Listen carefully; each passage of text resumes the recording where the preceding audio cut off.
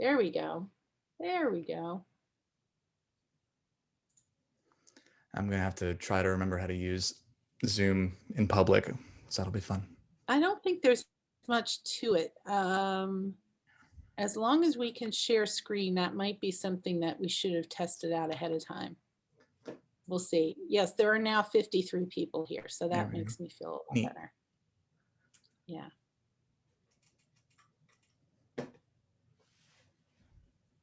Hi, everybody. We're just going to take a minute and test the screen share before we get started. Are you able to share screen, Griffin? Yeah, I will be. I'm trying to figure out exactly which screen I want to do this on. I've got some options here. How do I make you be over on this one? So while we're testing that, I just want to welcome everybody tonight. I want to, first of all, make you aware that the organization sponsoring this tonight is the Kutztown University chapter of AIGA, which is the professional organization for graphic arts. And we have a bunch of really exciting events coming up beyond tonight, and you're all welcome to all of the above. On the 23rd of February at 11 o'clock, we have a yoga session that will be also via Zoom, so you can turn off your camera and do it in the privacy of your own home. Katie Bell Bulmer, who's a KUCD grad and a yogi, will be conducting that class. And then on the 5th of March, we have the folks who are KU grads working at Lego in Scandinavia will be joining us. That's a Friday afternoon at 1 o'clock our time, so that it's not the middle of the night their time. So it'll be a little bit earlier in the day, but we would love to have you join us. Megan, now I'm going to get their names messed up. Megan Blair, probably, if you're talking about Megan Lego. Blair, Madison O'Neill, also Lauren King, and Austin Carlson will be speaking with us. And those are the 4 who are all KUCD grad working in their design department. The only one I know specifically what they do is Maddie O'Neill, who is the designer for the Star Wars Legos, and that's super exciting. So we'd love to have you back for that. And then keep your eyes open for more events coming up. Towards the end of the semester, we're going to be doing an agency crawl, and we're going to be visiting. So far, we have 3 studios on board. We have Pentagram in New York City, which is pretty darn exciting. We have a KU grad working there now, and she's going to take us on a tour. We also have Quench, which is an ad agency in Philadelphia. And help me out, who's the other one? Yeah, Fishawack, who is coming to us from San Diego, California. So that should be exciting too. Okay, so are you good, Griffin? Are you able to? I will be. It looks as though you have to let me share a screen first, though. So that's what I have to figure out here. All panelists. There we go. You can start sharing when someone else is sharing. There we go. Got it. Yeah. Okay, good. All right. So I'd like to I'm going to start by introducing Carolyn Kurkowski, who is one of our officers, our AIGA officers. We're going to start pushing for officers for next year. So anyone who's interested in getting involved with the AIGA, there will be an email coming around. And Carolyn's going to introduce Griffin for us tonight. Hi guys, so I know a lot of you got our email with the Zoom link and everything. I just wanted to reiterate what was in it about Griffin. So Griffin was obviously a KUCD alum. He did, and Griffin, you can correct me if I'm wrong here, he concentrated in illustration and graphic design and then interactive.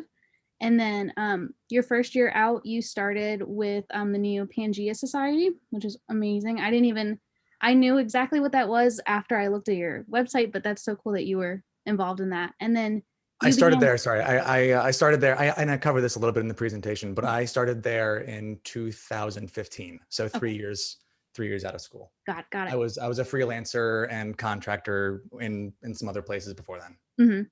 And then you started to work on designs for the web and games, but more recently you started to do UX design. I know you'll probably talk about it a little bit, but some of the works that I'm sure you all are aware of Griffin's a part of was in Dungeons and Dragons, and then of course Pokemon Go, which is amazing. That's so cool. And then I know you're gonna go through kind of like what the Dungeons and Dragons stuff is, which I think everybody's super excited about to see the saddlebag. But if there's anything else you want to add, feel free. Sure. So I mean, I'm a pretty big Pokemon guy. Like that's just like I have like a bunch of like figurines over here on my desk and stuff. And like in the back, I've got like Pokemon stuff right here too. But the Pokemon Go thing that you mentioned was just like a personal research study. I didn't actually do anything for Pokemon Go. Unfortunately, I wish I did. But yeah, I'll happily talk about anything. Yeah. Mostly I've been a designer and web designer for the past 10 years or so. And then in the past 2 years, I've gotten more, and I've transitioned to being a full-time content creator instead. All of the things that I've learned along the way, both from school and my professional career, have kind of helped bring me to this point. And I'll try to cover about like, the most important bits that I've learned from each of those places along the way. And hopefully you find it helpful. You guys can see my screen, is that right? Yep. I could add one more thing I forgot to Sure. mention that I think is absolutely incredible. So you had your Kickstarter Mhm. for the saddlebag. I think I saw that your goal was $10,000, Yeah. but you have raised almost $665,000 for it. Is that correct? Yeah, and then there was 150 that was raised in post campaign No big deal. fundraising. No big deal at all. That's absolutely insane. I should have put that in there. But. Yeah. Okay. So I guess that's actually a pretty good jumping off point. So hello everybody. My name is Griffin. As has been mentioned, I am a Kutztown University graduate. I graduated in the winter of 2012. Since then, I have been a graphic designer, web designer, illustrator, and user experience designer. Sometimes all four of those at the same time.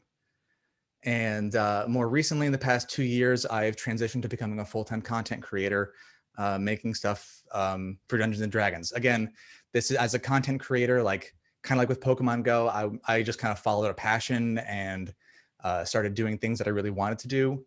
And in this situation, it became a potential career for me. And through this presentation, I'm hoping to kind of give you some of the same lessons that I learned along the way so that you can be a content creator for whatever passions you want to follow in the future. And I think that as graduates and as students from Kutztown University, you're put in a position where you can do that.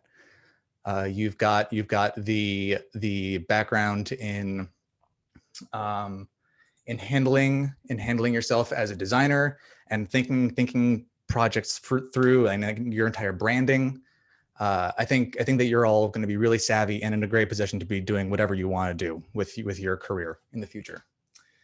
And yes, yeah. So there's going to be Q&A at the end.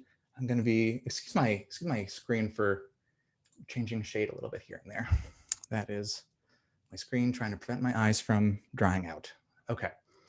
Oh, hang on. I've got a little timer here on the other screen here, and I'm trying not to go over time. Great. Okay. So let's go. So becoming a contented creator, how to become a content creator and turn passion into profit. So over the past 2 years, I have created, illustrated, and written almost 700 unique magic items for Dungeons and Dragons. And I'll go into what that means in a second. I've grown a social media presence of almost about 100,000 people across social media, the largest being 70 and some thousand on Instagram, 20 something on Reddit, and 3 or so thousand on Twitter and across other media. I've been able to do this as a full-time job, working anywhere from 40 or more commonly 60 to 80 hours a week for the past 2 and some years. And I'm able to do that because of the support of people who support me each month on Patreon. And as a result of their support and of the work that I've been doing every day, I have written and published a book with various cards. You can actually see a couple here. Here's that book too. And that was kickstarted last year. And it's been nothing short of a wild ride and a dream. And again, I'm hoping that anything that I can share with you that I've learned along the way will help you similarly turn your passions into realities. So what is D&D? If any of you have seen Stranger Things, think about like, the role-playing game that the kids are playing at the start of the show, rolling dice around and fighting dragons and that kind of thing. But it's a role-playing game by Wizards of the Coast. It's played entirely with the theater of the mind, although some people will get really intense with it and have like little miniatures and sculptures and everything that they get to play with. But really, it is a game that's held together with a loose set of rules. And because it's a loose set of rules that really emphasize the value of imagination and role playing and adventure and excitement and storytelling, it's pretty limitless. And in fact, it actually really thrives with people like me taking those rules and expanding on them and making new and unique content for it. Because Wizards of the Coast, the company who makes it, only has so many writers, and they can't possibly like fulfill every single like niche idea or story. So it really encourages people to be creative with their content, which is delightful. Now, D&D also has an established visual brand and voice, and the content that I create matches it. So again, I make magic items, like I mentioned in the previous slide. And what that means is that I make all those like kind of crazy legendary swords or potions that turn your hair pink, or shields that prevent you from being burned from a dragon's breath, that kind of thing. And it has been nothing short of a dream. And I've been doing that for 2 weeks. 2 years full time as of I think next week, actually, which is pretty exciting. But I first started in November of 2019. 2018 rather. November of 2018 was when I first started. So my professional career, right when I graduated from college from Kutztown in the winter of 2012, all the way up for about a year and a half until the summer of 2014, I freelanced, which was kind of hit or miss. I feel as though I think freelancing right out of college is pretty difficult because you don't have the same kind of connections and people don't want to take you as seriously. And then I got a contract gig at QVC designing emails for the summer of 14, at which point I moved on to a full-time position at a place called Tower Marketing in Lancaster. I transitioned from there to being a designer at Neo-Pangea in Reading, which I know many of you are probably familiar with if you're at Kutztown. And then after there, I moved on as a remote user experience designer at a pharmaceutical consultation company called Phoenix. And I have some thoughts about all those different positions, as you might have seen from those emojis. So starting out, I started, like I said, in the fall in November of 2018. In my last job at Phoenix, I was in a really creatively empty position. I didn't do anything that made me feel good. I didn't feel fulfilled.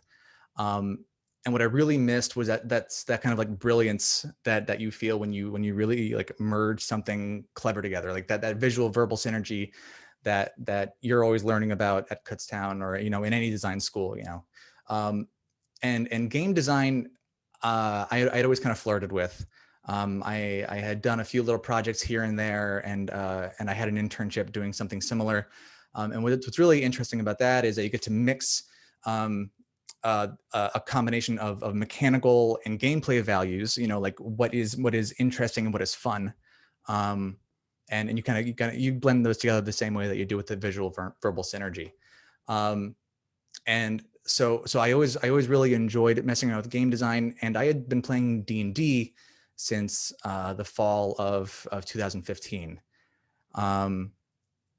So I was already pretty familiar with the game, and in this kind of absence of creativity, I found a way to fill it.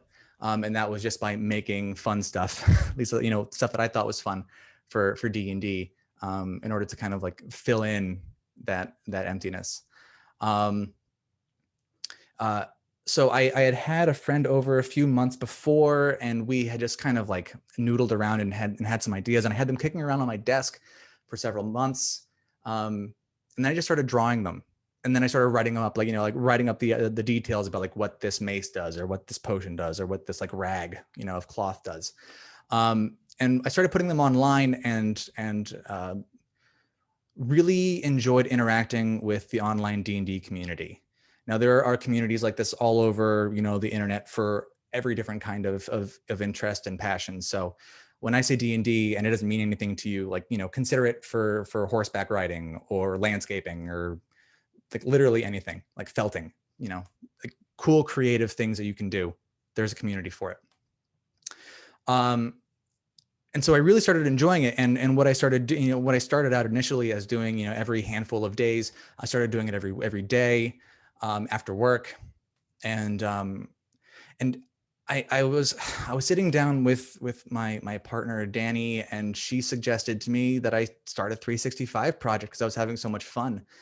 And if you're not familiar, you're all, savvy people, but, a 365 is, you do a thing a day for 365 days for a year. And up until that point, I had never successfully done like a 1 month project, like Inktober or anything like that. I was never interested in it. So the idea to kind of just jump fully into a 365 project was a little daunting. But the premise that I kind of set for myself at the end of it was that if I could do it for a full year, make 365 items, like swords, shields, whatever, I could put it into a book and be an author. And that was really interesting to me. So I kind of had that carrot at the end of the stick. And that really kind of got me going. She also went on to say that, and if people like really, like the stuff that you're doing, maybe after 6 months, you can launch a Patreon and make some extra money that way. And if you're not familiar, again, with Patreon is a service where creators can be supported each month by people who want to support them, fans of their work, followers online, that kind of thing. And I'll talk more about that later.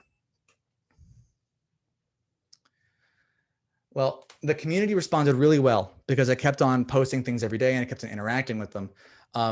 So they actually asked me to launch a Patreon the next month.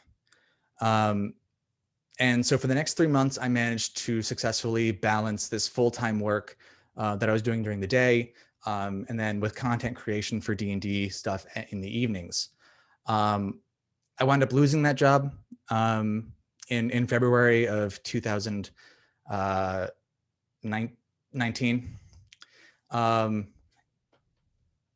19. And which is just over like a week from now. And it really put me in a position where it was time to sink or swim. I had to really fight for it. I had to be brave, and I had to decide if I was going to commit to this or not. And it was scary, but it really put me in a position where I had to focus. And so I'm not saying don't go and get fired. That sucks. Don't do that. But it is important to recognize situations and opportunities that are potentials, like what is a potential winnable situation. And I saw that I was in a situation where if I worked really hard, I could turn this into a feasible goal. Now I'm going to put this part of the presentation right here because, even after all of my career positions over the past 8 years, I still notice some of the benefits that I learned from school. So I'm putting it here because it's important. It's important to develop a real work ethic. A lot of it is a matter of willpower, and I think that if anything, those late nights working on design projects here at Kutztown, I think that's going to be really important.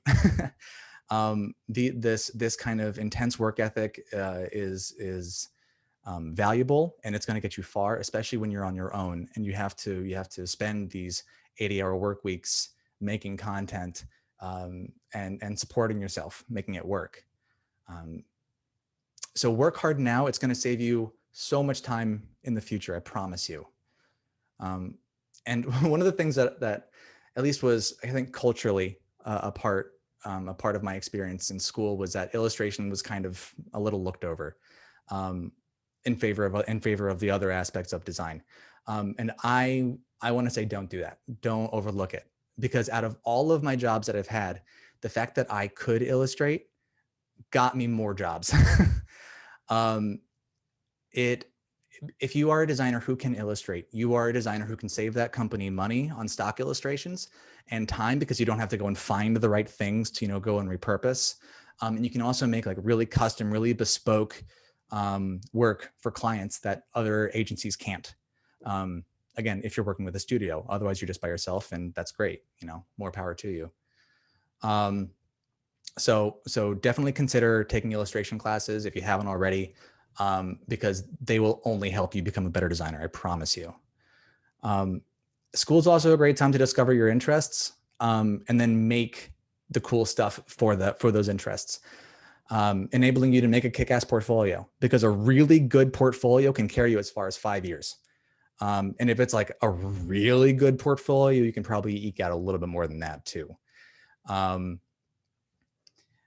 Because you have this, because you can choose to put what into your portfolio, whatever you want from projects that you get in school, and you have all the benefits of great professors and other peer reviews from students to put, to really curate your work and make cool stuff that you care about. The more that you fill your portfolio with that kind of really cool stuff that you care about, the more that potential employees and other studios in the future are going to pay attention to you, because they're going to see your interests, and honestly, you're going to find cooler places to work, because the cooler places to work are going to be vibing with your cool stuff. If you just have a bunch of like billboards or like really just traditional packaging projects, that's cool, but it's not going to get you as far, and I don't think it's going to get you as interesting of a place as you would if you put in like I don't know, chocolate bars that look like race cars. I don't know. Weird stuff. Get weird, make cool stuff, put in your portfolio. It'll take you far. And I personally, when finding internships, I went out and I found my own. But that's just me. And in the end, it actually put me at a credit deficit. But if you can afford to find your own, I would encourage it. Because it will put you in positions where you wouldn't otherwise get to go. I spent some time out in Seattle, Washington. I worked in game design there a little bit. Discovered that while I love thinking about games and and the art for them, the actual workflow and the culture of it was not for me, which was really important, because otherwise I would have been chasing dreams that otherwise I shouldn't have. And then in the following summer, I got an internship at Moxie House, which is now I think Fig in Lancaster, Pennsylvania. And I would encourage you to find your own if you can, and even better yet, if you can get them, with credit. I couldn't back then, but you might be able to now. And so by reaching out and finding your own internships, it really is the best option, because it puts you in the position to learn the most about the industry and about yourself, before you're in a position where careers come into play. It is a beautiful testing ground. Go nuts. It's a sandbox. And if you do a good job, you're going to make connections that'll take you for years ahead in the future. So like I said, because I found my own internships, it put me behind on credits. So I took an extra semester, which is why I graduated in the winter of 2012. That's also when I picked up illustration. It's a great time to do it. Which has a few other benefits. If you end up graduating a little bit late, it allows you to kind of like put more like really fun stuff into your final semester. Again, kind of like bolstering that kick-ass portfolio, filling it with cool stuff that really matters to you. As well as like picking up like cool other classes that otherwise you might miss. And bonus, there are fewer outgoing students, so you have fewer, like less competition.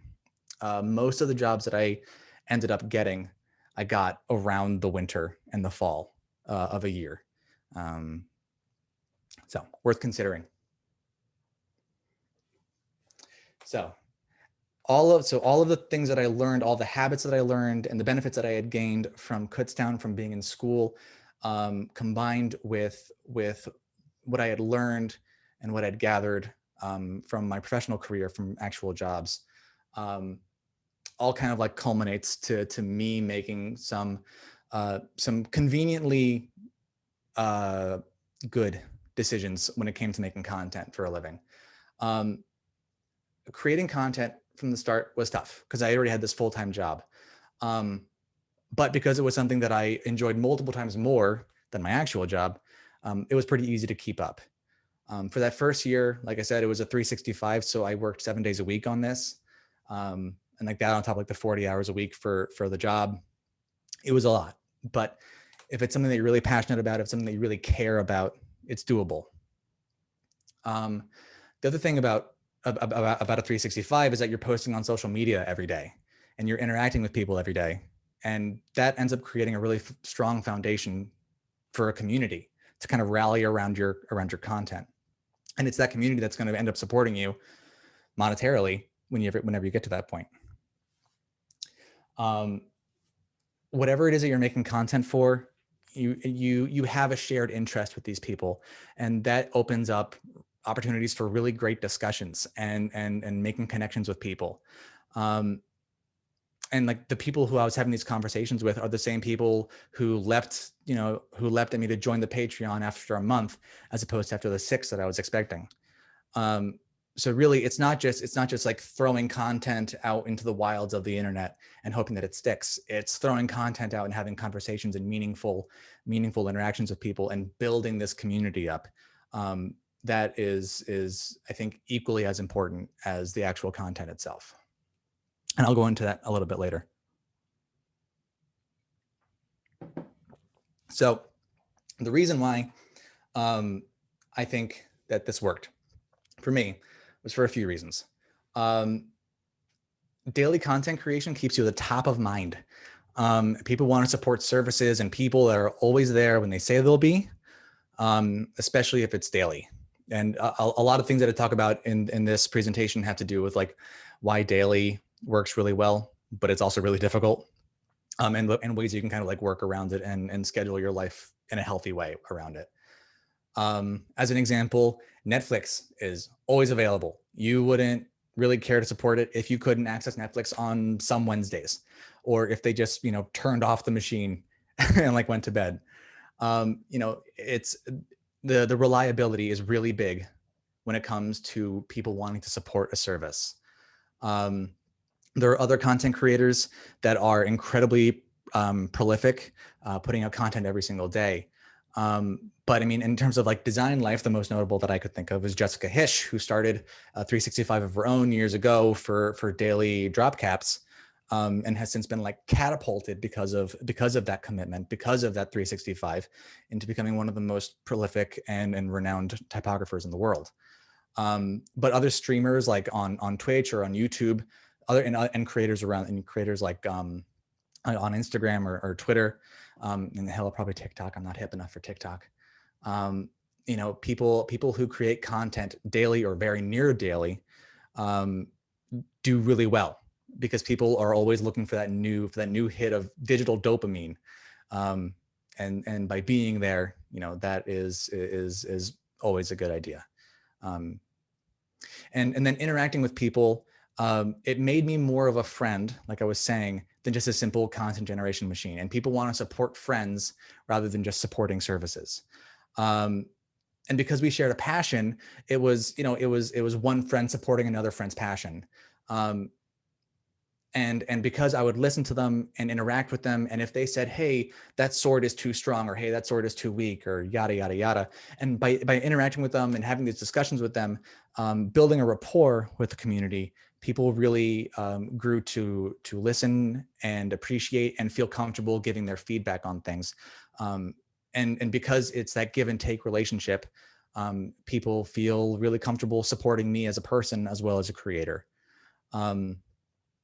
ultimately it comes down to consistency, and consistency is so huge when it comes to creation, because again, people want to rely on you. People want to rely on you to put out content when you say that you will, daily or otherwise. Whatever you do, just make sure that you are there and you are putting out content when you say that you will. I also had the benefit of some smart branding, again, a skill you can learn from Kutztown. That and my branding would lean into the lore of Dungeons and Dragons. So the saddlebag, my entire brand is called the Griffin saddlebag, and it is designed around an existing item in D&D that is it's called a bag of holding, and essentially it's just like a pocket dimension. You can just stuff everything in here, right? So like so visually as well as thematically, it has always been like a very relatable item. Like everybody knows what a bag of holding is, who's in my potential audience.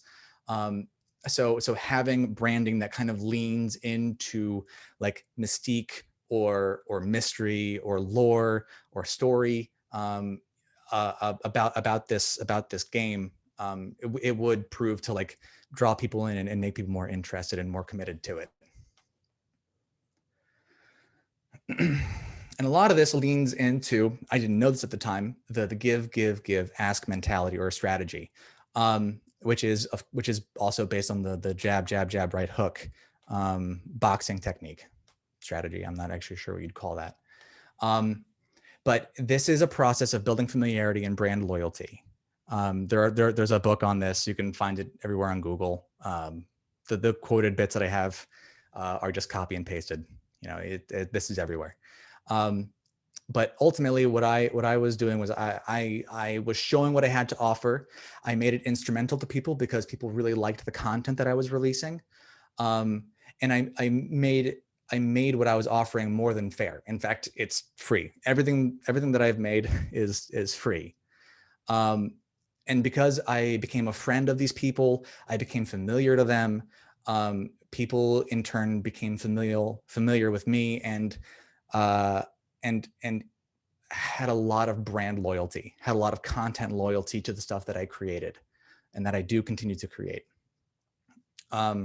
So the first give of the give, ask strategy is to let your audience get to know you. This is all based on the law of familiarity.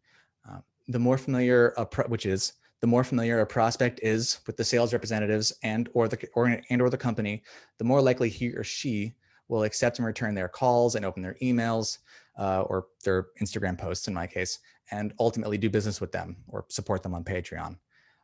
This is about building a connection and you giving something. This is all about giving and then not holding something hostage, because like I said, everything that I do is for free. It's about asking. It's about building that trust and then asking your friend to help you out. So the first ask is the first step. Followed that is the second give. And again, you can guess, you do this 3 times. And this builds up the threshold of familiarity and emotion. The threshold of familiarity is the emotion that must be exceeded for a person to become familiar in a new relationship. And then the threshold for emotion is the emotion that must be exceeded for a certain reaction, phenomenon, result, or condition, them supporting you, to occur or be manifested. So make a good impression, be approachable, be friendly, be a person who someone would want to support or be nice to. And then once you reach these certain thresholds by mixing your quality of content with your quality of interaction and connection, you're more likely to have them turn around and decide, you know what? Yes, I will give you $1 a month, or $3, or $5, or $7, or $9, whatever your various scales are. Because you're more than just a representative. You're more than just, like I said, a content generation machine. You are somebody worth supporting. You are a friend. And people want to support their friends. So give 3 times, or if you're like me, 700. Every day every day or every weekday or every 3 days, whatever your schedule is, and then ask. The kinds of give are up to you. They're based entirely on what you want to make for the world, whatever your content is. And And then your ask can be passive or active. You can very actively upsell. You can have sponsored posts. You can make calls to action to support you. Mine are fairly passive. I just kind of like tuck them in comments, but I do take the opportunities to upsell stuff when I can. If any of you are familiar with the Pacific Northwest culture of the Seattle Freeze, this is actually kind of similar to that. And the Seattle Freeze is something that I experienced when I was out there too. But it's this unspoken law of the culture in Seattle specifically that people won't be friends with you until you meet them 3 times in like outside of like normal context. So if you work with somebody, they won't want to hang out with you and like go get a coffee or go to a party unless you happen to meet them at a party. And then run into them at a coffee shop, and then run into them at like a grocery store or something. And then you can start asking them, hey, do you want to go bowling or something? Or like, do you want to play Fortnite, or I don't know. You know, and it's only at that point where they are familiar enough with you, where that emotional and familiar threshold has been broken, that they're interested in being your friend. Very similar concept here in terms of getting people to want to support you and be more than just followers. And especially on a big place like the internet, everybody feels so small and kind of quieted. So whenever you have the opportunity to give somebody attention and to have a conversation about something that you're both mutually passionate about, take the initiative. Because even if that one person doesn't, decide to support you in the end, somebody else who reads that interaction might, because you are exhibiting a community and a culture that is friendly and warm and similarly passionate. So all of this worked for me particularly well because there were no other strong contenders in this exact niche. At the time when I started, there was one other item creator who started out at the exact same time that I did. But he started specifically on Instagram and I started on Reddit particularly. And ultimately what set us apart was that I didn't stop. I kind of just like kept on going. To my own detriment, to be fair. I mean, like everybody needs mental health breaks and I just didn't take them. But there was no other strong contender in this exact niche when I started. And frankly, the content was the best available online right now, or at the time. And it matched the visual and verbal aesthetic of the original content of Dungeons and Dragons, or like source original content. And what that makes people, that is comforting to a lot of people because it makes it feel like official stuff. People only want, in my situation, people are going to be more likely to use stuff that looks like official Wizards of the Coast D&D stuff, as opposed to just something that somebody on the internet wrote and threw together and put up on the internet, right? There's a certain amount of validation that comes when you start matching the branding and aesthetic of your source, and again, that could be, if you're making content for Minecraft or something, if your aesthetic doesn't match Minecraft, or whatever game or whatever music that you're sourcing for, if it doesn't match, it's not going to feel real. It's not going to feel as reliable, right? And again, as a content creator, a huge part of it is being reliable. I did have evidence that this kind of idea could work.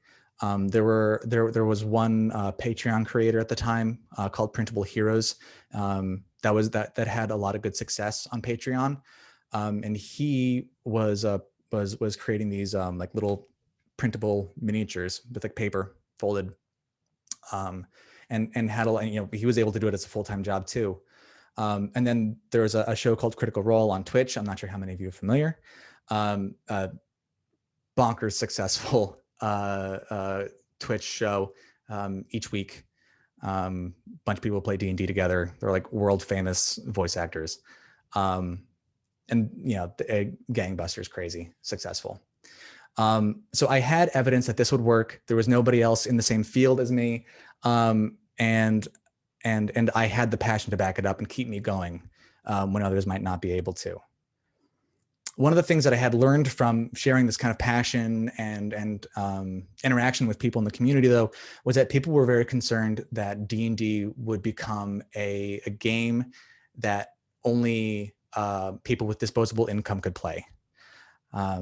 So it's always been very important to me to make my content accessible and affordable, which is why none of it's ever like paywalled. You know, everything that I make is free. There are like a couple things that are like exclusive for like a week or something like that, but then it'll all eventually be free. So I prioritize accessibility, and that's also influenced or shown in my various Patreon tiers. You know, how much money people can offer to give me a month. So $1, $3, $5, $7, and $9. My goal was actually pretty specifically to always cost less than Netflix. And I, right before I started, I actually asked the community that I had at the very start, you know, what felt fair to them. I did a little bit of some user research with a questionnaire and with a Google form, and I asked them, hey, okay, these are the various things that I'm expecting to make available as rewards for supporting me each month, and like these are the amounts of money that I was expecting them to cost. Do you think it's fair? And I got like all like yeses, nos, maybes. I think that this would make more sense at this place. And by following that feedback, I was able to kind of to reconfigure those costs in such a way that everybody was very happy. Now, I'm not a very good capitalist. Other people would would gawk at me for having that approach. A lot of other creators, especially people coming into the scene now, where there's more competition now than when I started, would always go for the number of like, what would you be willing to spend for this? Not what do you think is fair. And I'll talk a little bit more about that later. But I would encourage you, if there is competition in whatever your eventual marketplace is, go for the higher number. Unless if you're the only one in the field, go for the higher number. But you know, like I said, nowadays other item makers have a harder time because there's more competition in the field. At the time, like I said, I was really the only one. There was one other person who's still around, but now I think there are about 6 or 7 of us, and we're all kind of like competing for the same market, right? I have the largest audience of those creators, and we're all friends, but I have the largest audience because I never stopped. And again, that kind of leans back into that reliability. Now, if you start in a situation where there are other competitors, feel free to do it. Just make sure that you are better than them, and at least one thing.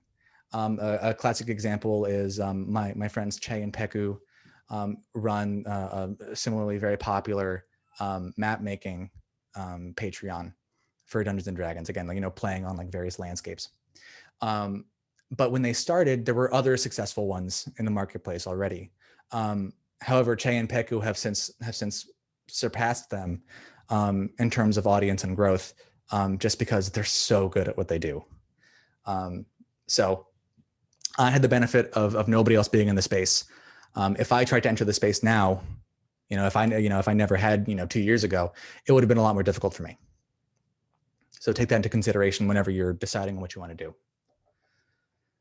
So how you can get started is to imagine, like, if in a complete void, or if you didn't have anything else that you could do to make you, to kind of fill that creative void in you, what would you do? Design computer cases, draw comics, infographics, make a web app to help with one of your hobbies. Like stock trading is like super popular now. So like, would you make a stock trading app? Like, it could be anything, whatever you're interested in. If there's a market for it, you can be a content creator for it, and you can make it a living. You just have to be good at it and passionate. Because if you're passionate about something and you are a part of the community surrounding it, you will reach out and you will reach the lives of more people, and they will want to support you. And if the community is large enough, you'll be able to survive on that income. So how to make your passion work for you? you have to make sure, like I keep on saying this, but you have to make sure that you're really passionate about the things that you're doing. Because ultimately the only person who can fire you from this job is yourself. You can burn yourself out if you're not careful. So make sure that what you're doing is something that you're really, really excited about. I am strange in that I really, really, really like writing up this stuff every day. And I really like drawing this like very particular subject matter. Other people would go nuts having to do it every day. But passion keeps your ego in check. So when somebody would say, hey, Griff, that item isn't balanced, or that item is dumb, or, you're a dummy. If you are passionate about the thing that you're doing, you can put your pride aside and you can have again, one of those conversations with that person about, who is similarly passionate about what you are talking about, what you're making. And because you're not that different. Just, you're the one who put the thing out on the internet. And by talking to them seriously and listening to them and having this interaction with them, you can make your content better. Especially when I first started, there were a lot of cases where people were just more educated about the game than I was. And I'm still learning things. If people can be excited and nerdy about what it is that you're excited and nerdy about, you're going to be having great conversations, and you're probably going to be wrong about a few things. There are going to be, especially on the internet, people love to actually you.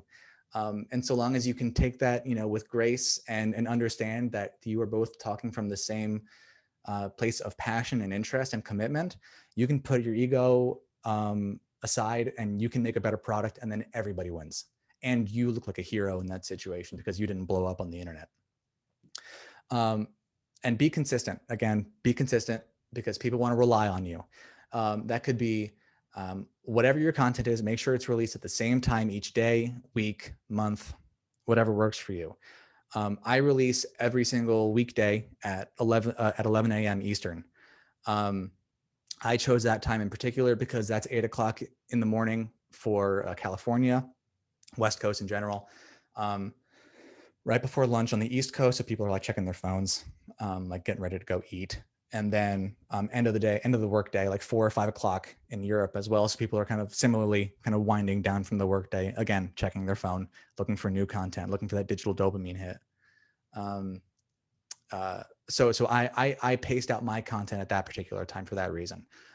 Your timing might be different for you. And also you just might not care about what time of the day it is. Plenty of people don't.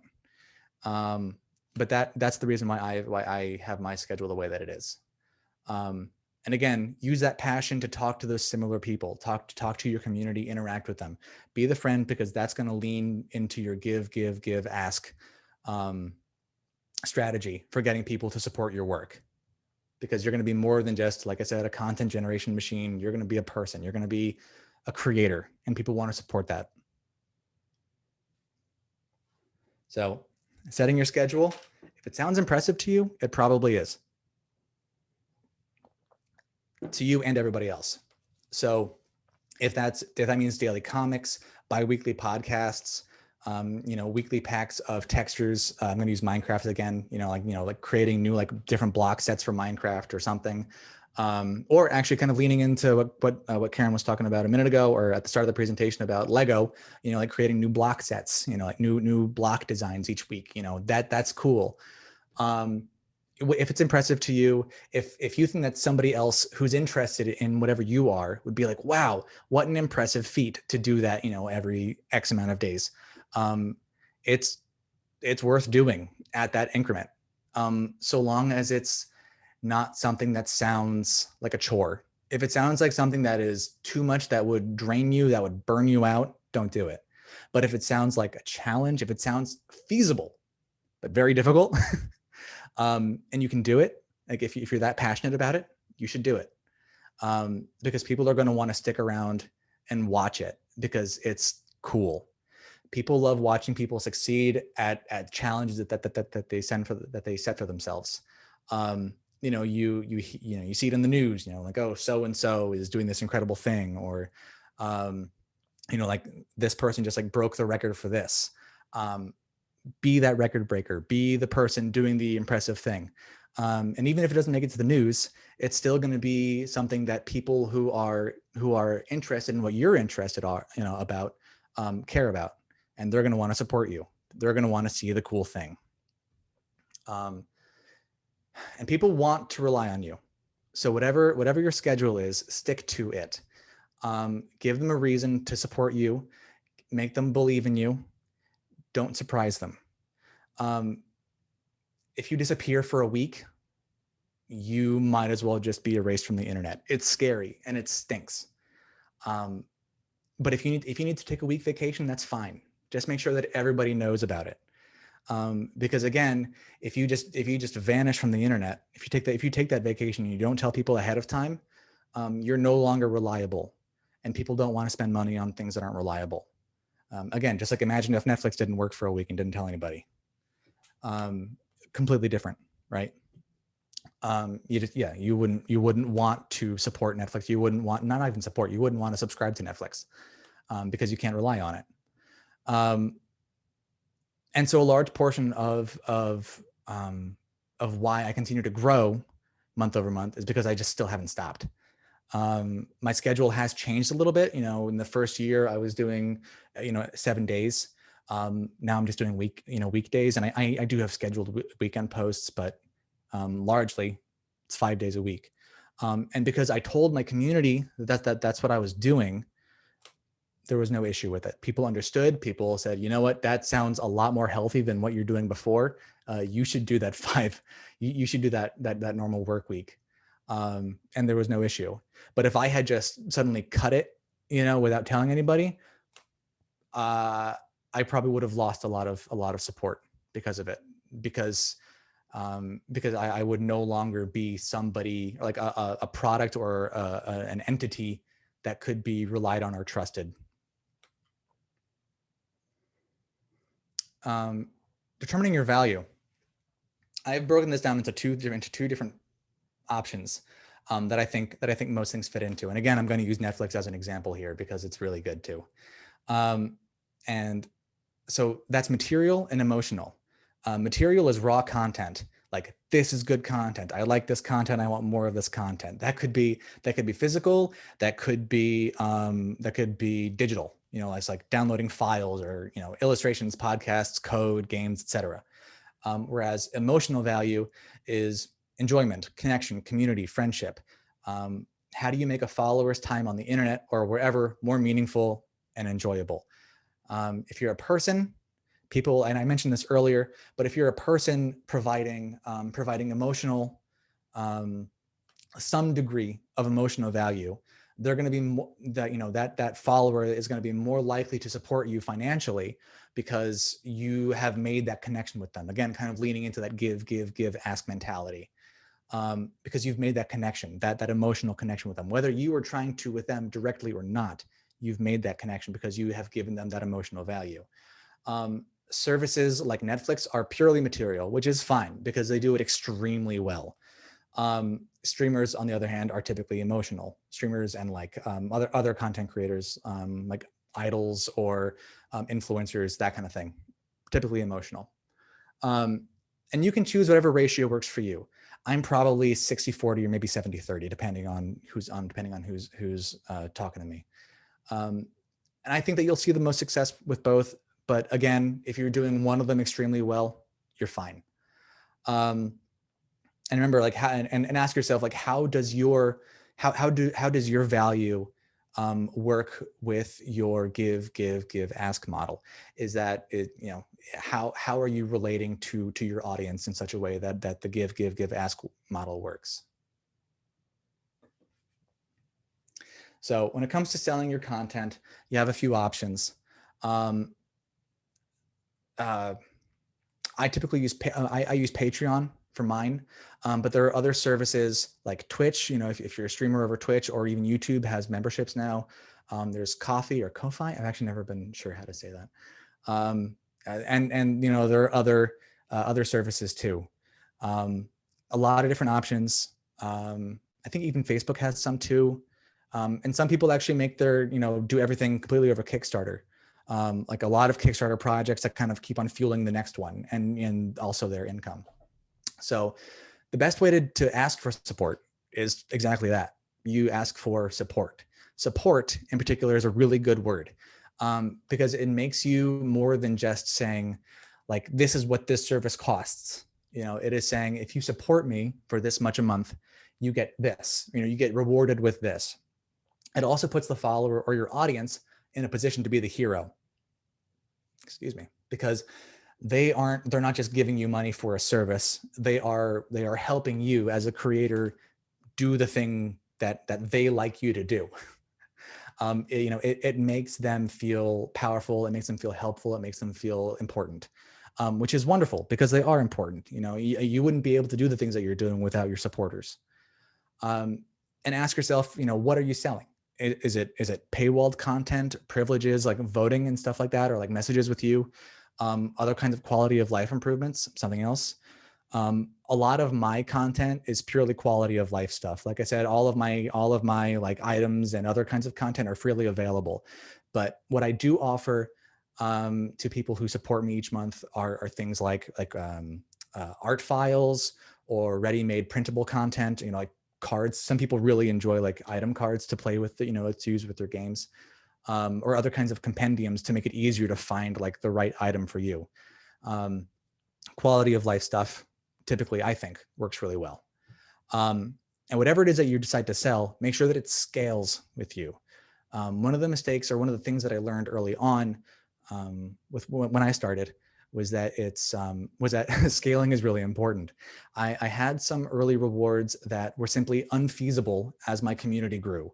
Like I at the very start, I had some things that I would like mail out each month. And as my community grew and more people wanted to join at this tier, it became unmanageable, and it prevented me from doing the things that I'd like to do. And I could feel myself being burnt out and like treating it as a chore. And that was like, in the first month or two of starting. So again, you're just transparent with your supporters, and you say, hey, this is what's going on. This is not going to be like feasible to keep on scaling. So at the end of this month, I'm no longer offering this service, yada, yada, yada. Again, because I didn't just stop doing it, I told everybody that I was going to stop at a certain time, and this is why. I still kept my reliability, and I was transparent with them. Really important for whenever you make a change with anything. And ask yourself, what do your followers think is fair, if that matters to you, versus what are they willing to spend? And I said I was going to talk about this later. Now is later. If I were to start now, I would drop the $1 tier. I get told to drop that $1 tier all the time by my friends, and and I would start charging probably maybe $2 more for most things, because people are willing to spend that much for that value. But because I have from the start really valued that accessibility, and I still do, right? I went with the lower number that people would be more excited to spend money on, because it made sense to them.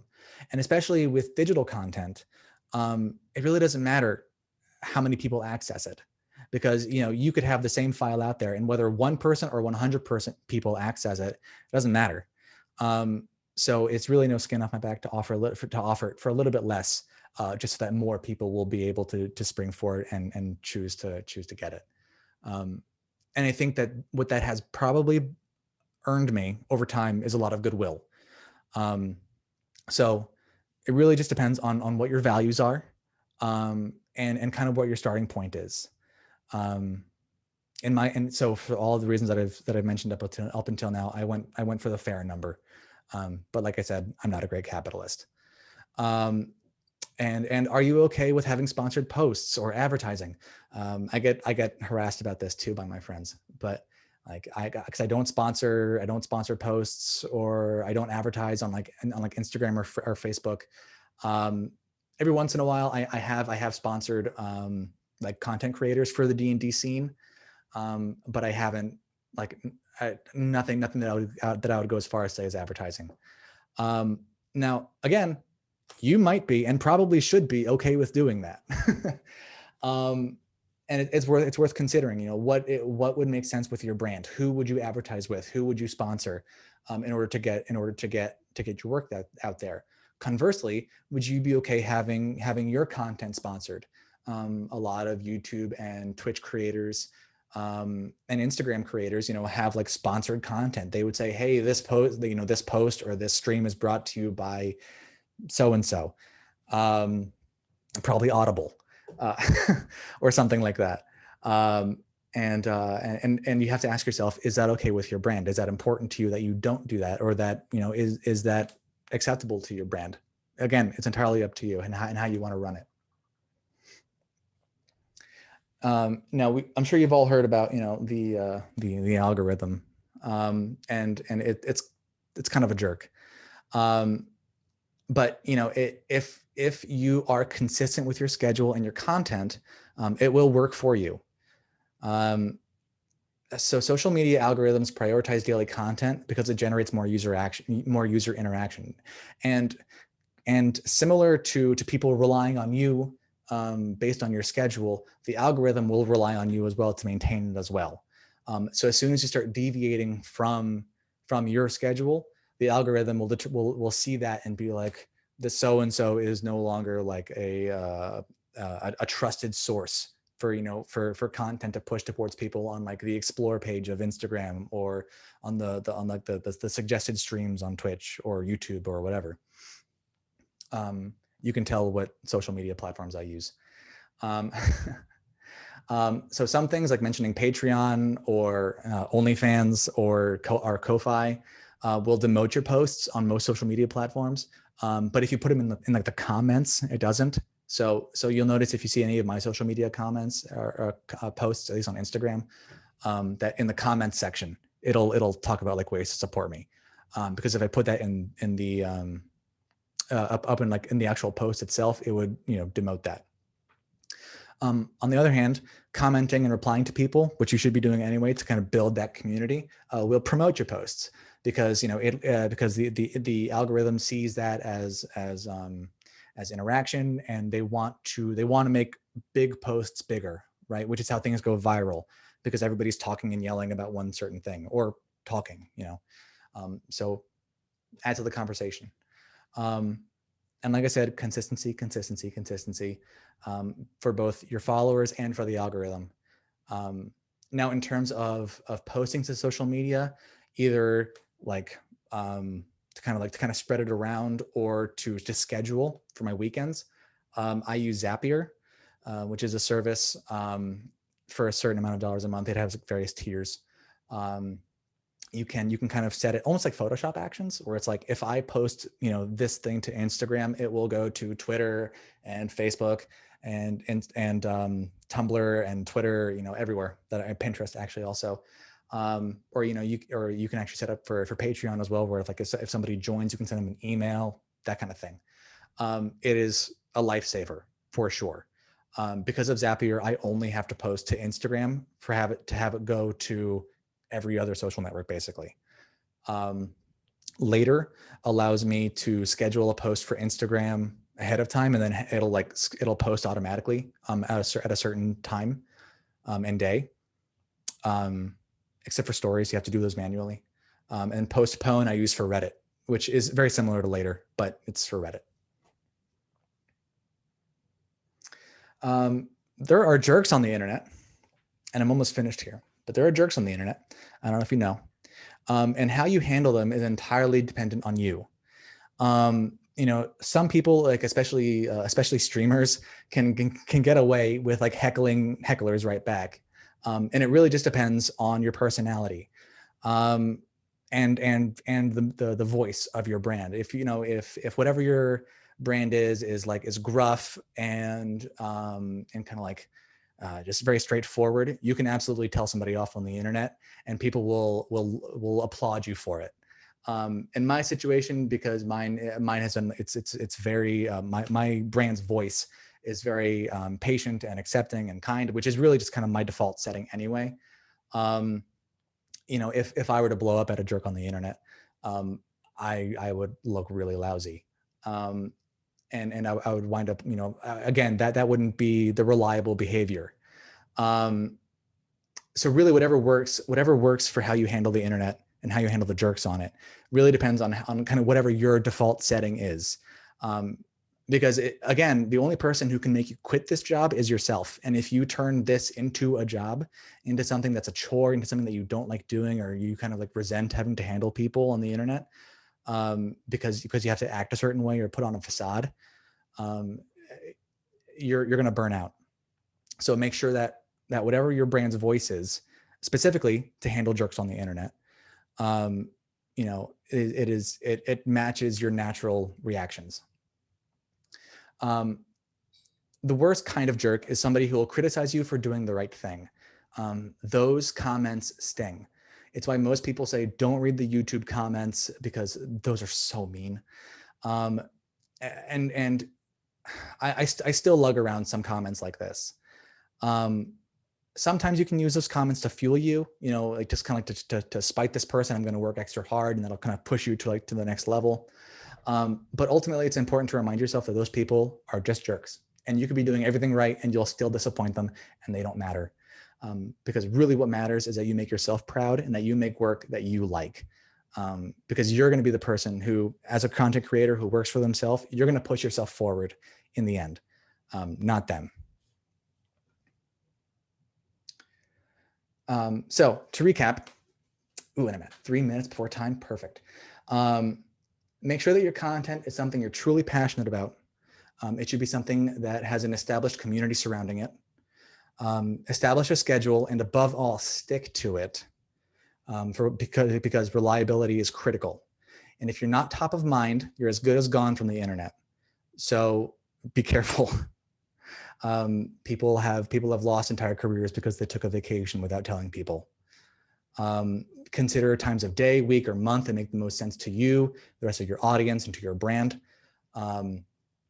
Interact with your community often.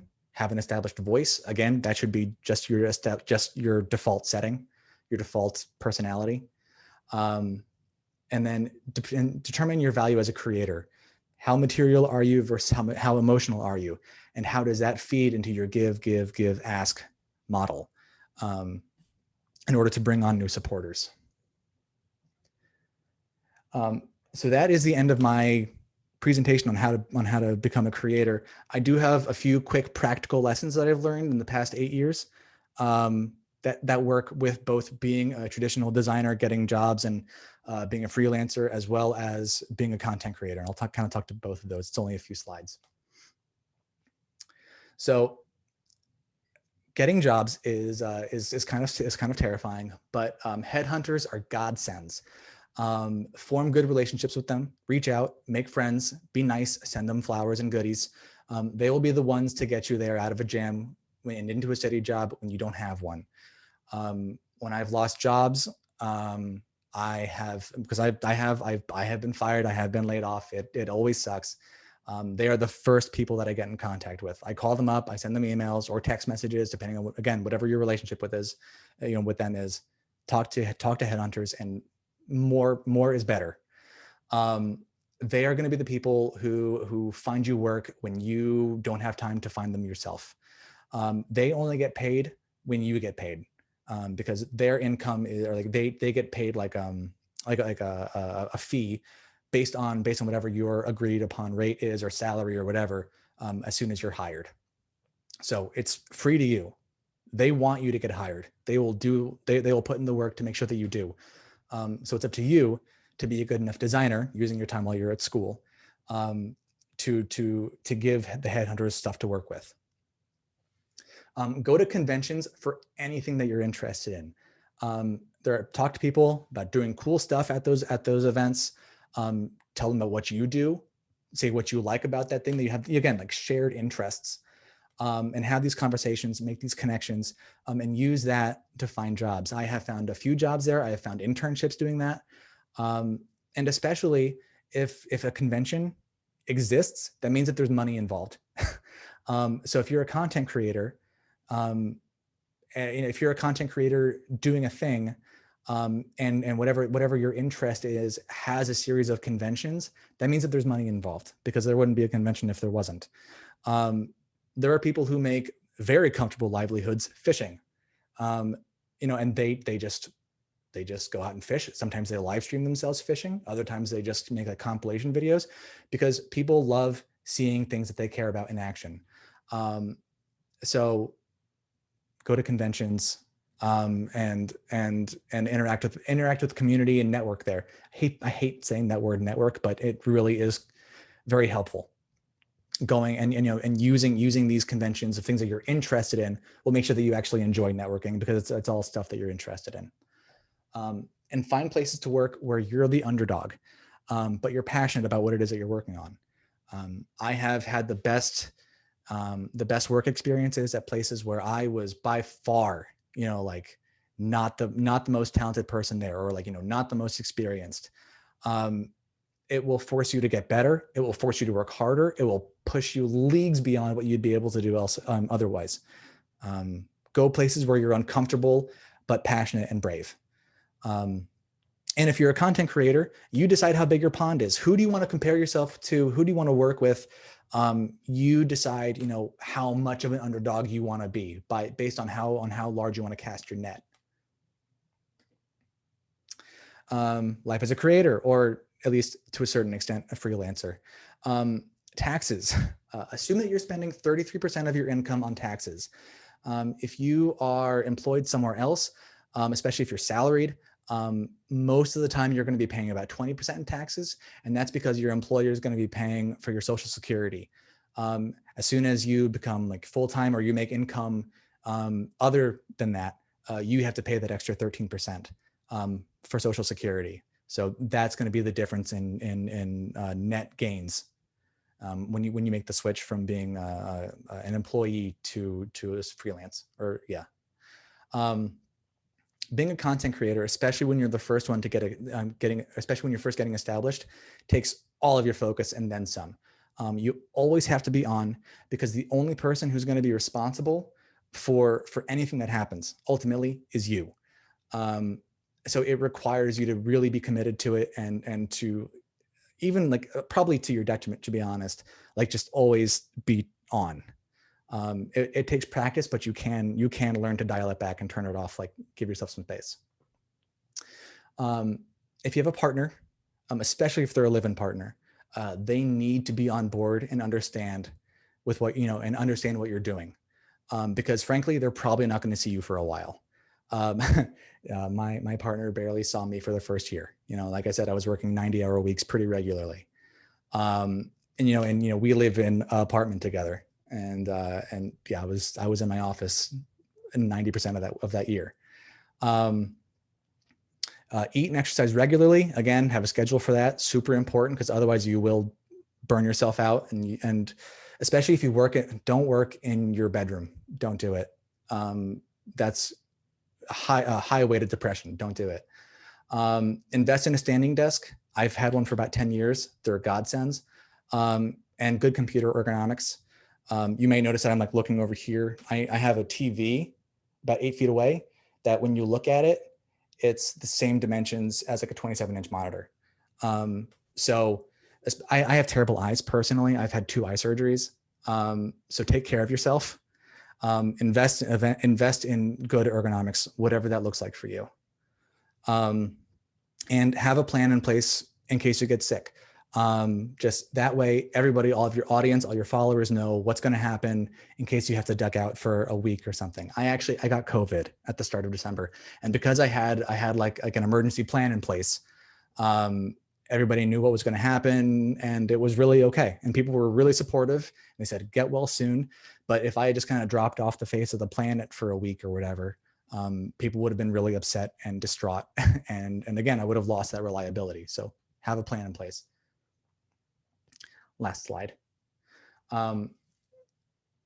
Especially if you're a creator, find a community or make one. It can be lonely as a content creator because you don't have coworkers. You're just working in an office in like a very insulated echo chamber. I am part of, and I've helped kind of like develop a group of thriving Dungeons and Dragons creators. We love to like get on voice chats and like stream what we're doing to each other. We use Discord. And just kind of talk about things that we're experiencing, or like, hey, how did you handle this problem with Patreon, or how would you handle this person on Instagram, that kind of thing. Having coworkers that you can just kind of like leave, spend time with them when you want to, is wonderful. And we support each other. We collaborate, and we do we do shout outs on our various social media channels to people who are up and coming in the field, because high tides raise all ships. You know, when one of us succeeds, we all should. And with communities, you can do that, especially if you're just getting started out. And that's it. Thank you, everybody, for watching. And we have a period for question and answer here. If you didn't see at the start of the presentation, I have like a little bit.ly here. You can grab the download from my Google Drive of my first book. Again, this critter at that link. This has it's 208 pages, I think. It's got my first year's worth of content in there, and I hope you like it. I'm sure there are some issues with kerning in one or two headings. I apologize. I hope you can forgive me. You're forgiven, Griffin. Thank you, Karen. Well, awesome. Thank you so much for that. And I'm sure if we were in person, we would give you a big round of applause. Carolyn, what is that link that you just posted? That's the link that's on the screen. It's Oh, just great. the whole URL. Oh, wonderful. Thank you so much. So if any of you have questions, if you wouldn't mind just posting them in the Q&A section, and we'll go through and answer as many as we can. So I think we'll just, Griffin, are you reading the questions or? Yeah, I've got them up here. So I think you can choose the ones you want to, and then when you click on answer live, oh, I see. I believe you can answer them. Yeah. Sorry. My screen's very yellow. Yeah, I can do that. That'd be awesome. What's gonna be the best way to do this? Sorry, Well, I don't want my screen to keep on helps. turning yellow and everything. So let me handle that real quick. There we go. Okay. All right. So first question here is, do you DM any Dungeons and Dragons campaigns, modules, or homebrew? I used to. I actually stopped right before the pandemic because that actually coincided with the Kickstarter as well, and I just didn't have enough time. So I used to DM. I love it. It's a lot of fun. I really miss my group, and I'd like to play again in the future. I don't exactly have time to do it right now because it takes like a lot of brain space to plan ahead and like basically play like the omnipotent narrator and storyteller of a game of D&D. But it's certainly a lot of fun. Yeah. Next question from David. I see a lot of professionals use other apps to draw rather than Photoshop. Do you use Procreate or anything like that? I just use Adobe stuff. I do a lot of stuff in Photoshop. I'll switch to Illustrator when I'm like doing pattern work or something like that. But most of the time I'm just using Photoshop. I use InDesign to do like all my printed stuff. Part of that's just because that's just like how I learned to begin with. I also just think that it's the best product out there, at least for what I do. There are other creators that use Clip Studio Paint, and they really love that. For what I'm doing, I don't really care for it, but I haven't really tried it enough to say whether or not I like it. Griffin, just to tag on to that, do you do you use a Wacom tablet? Or? Yes. Yeah, I personally don't use a Cintiq, just because I'm very careful about my eyes and I don't want to be like looking at like a screen, like a foot away from my face. So I'm unplugging it right now. I have I got this big boy like years ago. It's like pretty glassy right now. But yeah, this is the XL size. This is, I think, a 4th generation Intuos. No, this is an Intuos 5 Touch is what this was, large. And I love it. That is exactly the right amount of like arm wiggle room that I need when I'm drawing. Yeah, highly recommended. Another thing that's really neat about Adobe, especially like now, I remember when I was in school, they didn't have CC. It was still like CS6. But with the Creative Cloud subscription now, you get a lot of really cool perks and bonuses to that. I really rely on that cloud storage, and I pay for some extra as well. But I also really rely on the fonts that you get access to. So even though it's like it's a chunk of change each month, super worth it. Especially just like for the legal rights to those fonts, like hugely awesome. Yeah, KUCD has that now for all our students. Nice. Yeah, it is Yeah, it's awesome. great. How do you name your social media accounts for art? I see people use their full names so that they can be recognized for their art, but also some accounts go with fun usernames about their interests. Does it matter? I think it depends on again kind of that emotional material brand. I think like, that the value. I think that you want to use your name if you want to be more of like the creator. Like I could have done like Griffin's Magic Items or something like that, or like Griffin Macaulay Magic Items. Or Griffin Macaulay D&D or whatever, right? But at least in my particular area of interest, I don't think that would draw the same people, like a larger audience, because it doesn't have the same kind of like mystery or lore behind it. I think ultimately, like if you are just an artist trying to like put out cool art, you can absolutely just do a name. Especially if you want to use like your name to get like cool freelance gigs, which a lot of people do, especially if you want to get like successful like through ArtStation or something like that. Like using all of your accounts tied to your name is the way to go. When I was starting up the Saddlebag, it was more about like, it wasn't necessarily me, Griffin, getting out there. It was more of just like I wanted a cohesive brand for this project that I was doing, for this whole thing. Yeah, which is why I didn't use my name for it. I don't think that there are other people. There are very few other people who do D&D content that use their names. The only one that I can think of is Mr. James Gifford on Instagram. Super cool guy. I think that it only matters. I think it only really matters like based on like whatever your target audience is. I think, which is like not really a great answer, but in my case, I don't think that it would have behooved me to use my name, but other artists it would. KUCD grad class of '88 here. Hey there. I teach graphic design at a career. Sorry, lost my spot. There it is. At a career and tech center. So grades 10 to 12. What advice would you give to a high school student interested in a career in design and illustration? What skills should they most be trying to develop in preparation for college? Okay. Actually, I'm glad this was brought up. When I was in high school, all of my teachers told me to keep a sketchbook. I don't like sketchbooks for the same reason that I don't like Inktober or any other kind of like prescribed format for my illustrations. That's just me. I think that they should keep a sketchbook in whatever format works for them. For me, it is a series of like torn bits of scrap paper that I can just like put into a pile and like grab find a little piece of scrap and like draw in a corner here or there. I think I'm really impressed whenever somebody can like show me like a really manicured sketchbook that's just like chock full. Sorry, that's like really chock full of like these really cool illustrations. Like in every single corner, but I don't like having that in a book format. So I would encourage them to find the sketchbook that works for them, and again, whatever way that manifests, and just try to fill it with stuff that they think is cool and stuff that they are proud of.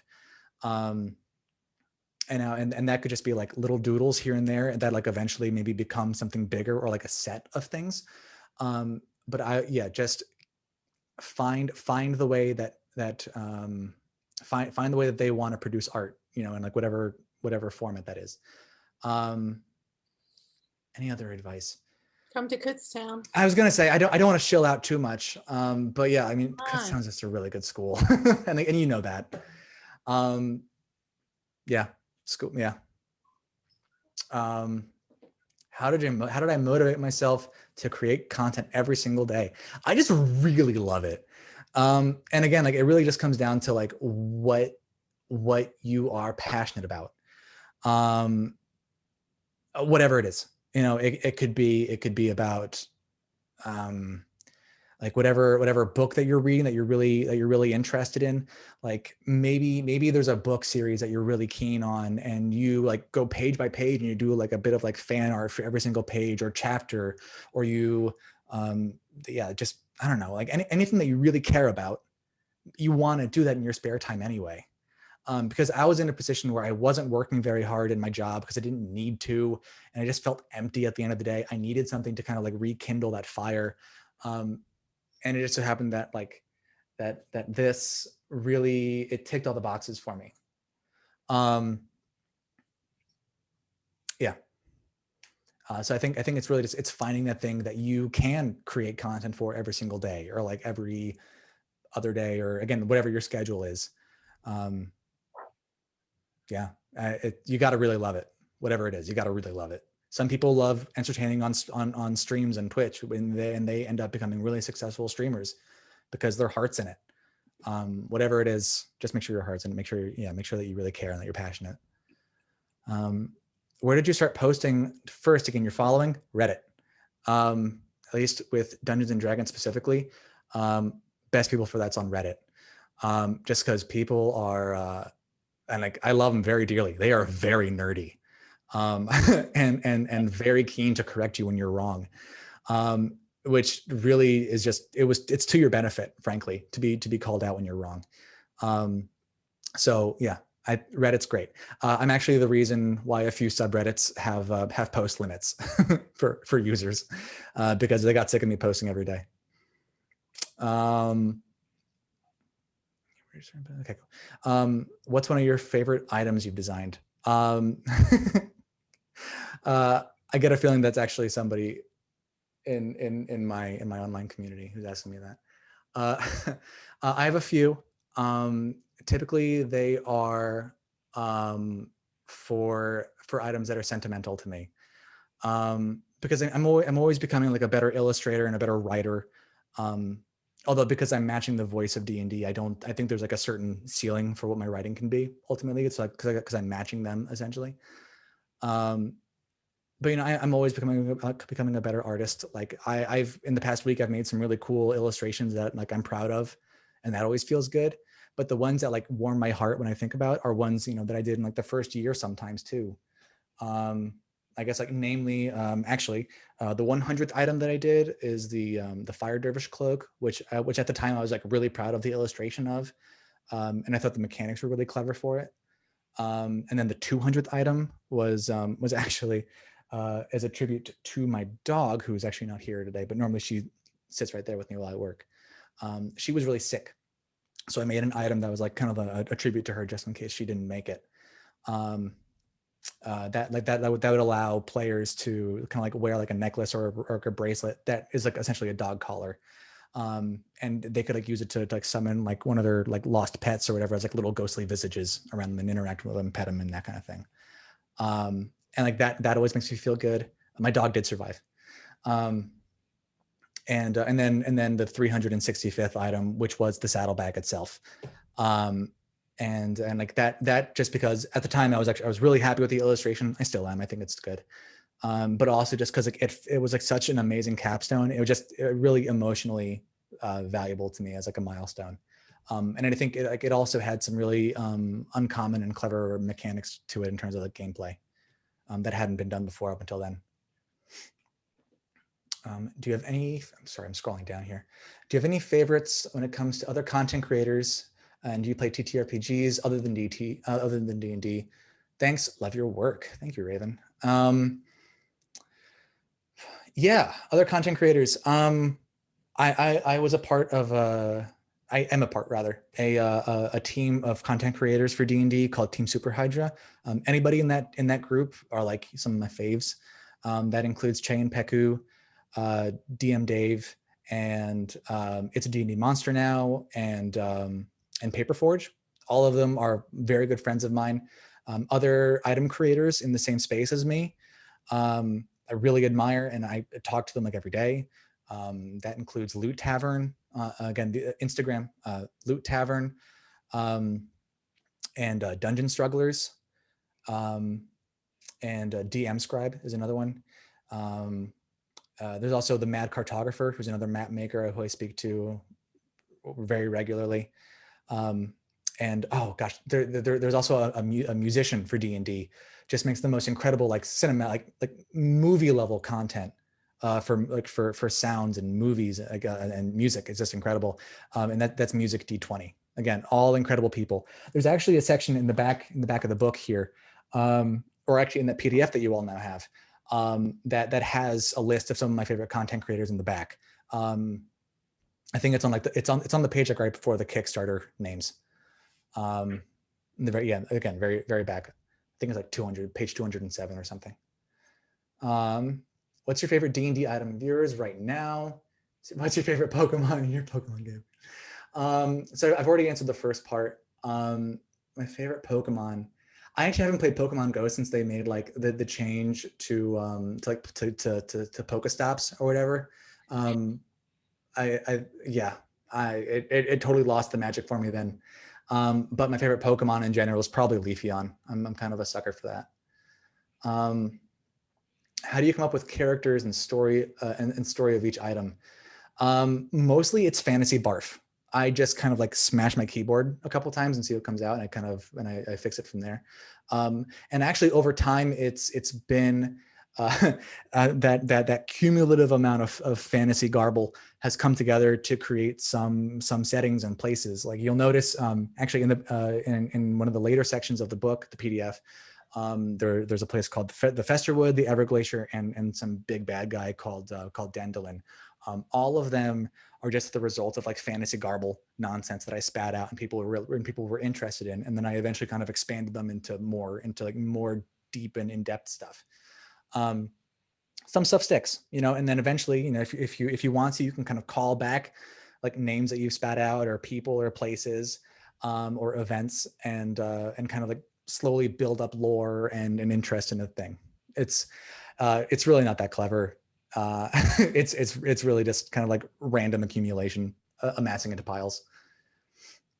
When it comes to scheduling your content distribution, is monthly, less frequent content more detrimental than a daily content schedule? Yes. Some people like schedule like all of their Patreon content in like weekly posts. I think I have reason to believe this, but it will look more impressive to people looking at your content if the number's higher. Right. So like on Patreon, when people go to the Patreon page, they'll see, like become a $1 subscriber or, patron and get access to like 1,600 posts. Like that's like, I think that's actually that's a little inflated. I think you have to be like a $5 or $7 patron to see that many. But like that's a lot of content for $7, right?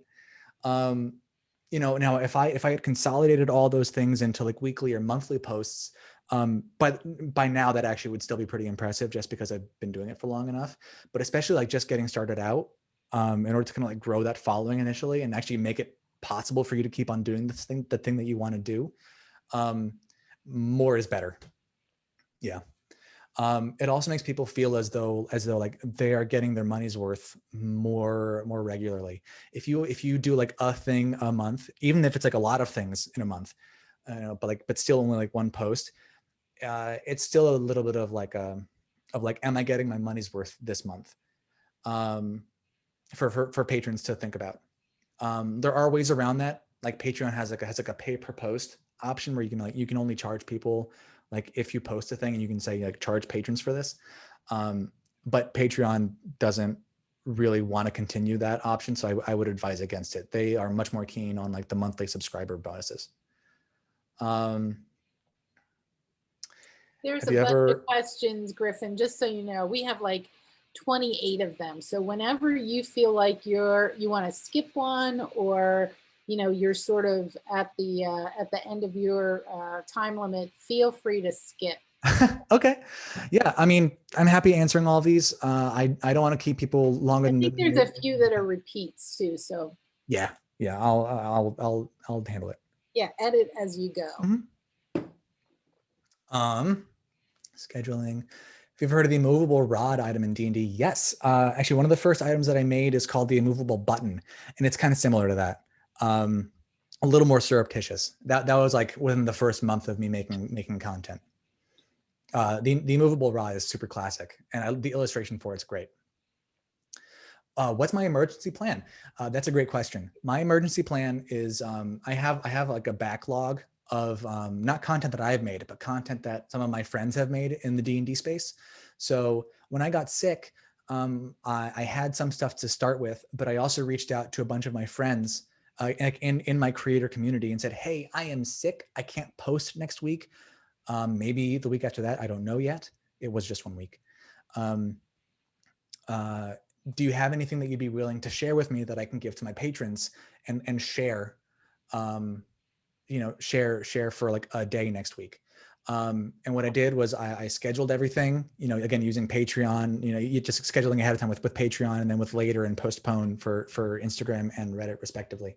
And I kind of did like daily shout outs and then provided that content for free on my Patreon. So I was being donated content by my friends essentially to kind of like fill the void.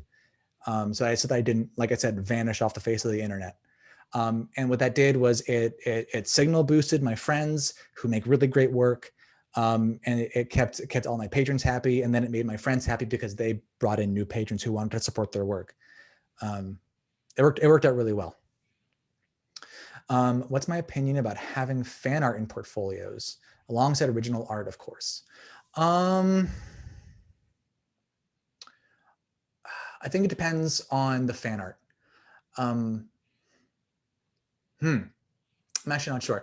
I think it also depends on like who you're showing it to. If it's somebody who would appreciate the fan art, right? Like I wouldn't show my Pokemon fan art to somebody, at an exhibition for, I'll use fishing again. Yeah, I wouldn't go to a fishing convention looking for a job and showing them my Pokemon fan art. But I would show them like an illustration of like fish that I did for a magazine, that kind of thing. Just curate it, whatever it is. Just curate it. Yeah, I mean, and Mary, I think it also would depend on if you're, if you're talking about a portfolio to get into college or a portfolio if you're looking for a job, right? That's a great question. I mean, with Kutztown, at least when I got accepted, they have like a very specific like a challenge for you to do. Yeah, we don't do that anymore. You don't do that anymore. Okay. No, it's just portfolios now. Oh my. Okay. Well, if you're proud of it, I would include it. But like make sure that it's one of the things that you are most proud of. That's what I would do. Yeah, I totally agree with that, Griffin. For Kutztown, if you're thinking about trying to get in, you should only put work that you're really proud of. And if it's fan art, I think, we want to know what you're a fan of. So that I think it's awesome. Yeah. Advice for getting internships. I talked about that a little bit in the presentation. Reach out to places that you really admire. And especially like now in like this like really digital, like in this catastrophic COVID age, you can work for anyone that you want to remotely as an intern. So reach out to places that you admire, say, hey, I would love to have an internship with you.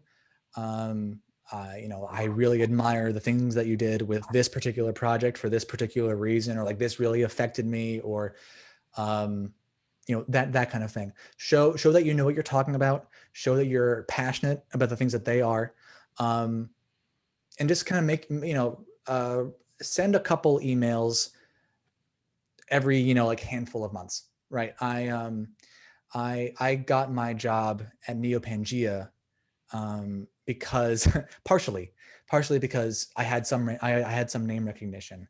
I had emailed the owner a couple of times leading up to when I was kind of name dropped by somebody else who worked there, who suggested me for a position.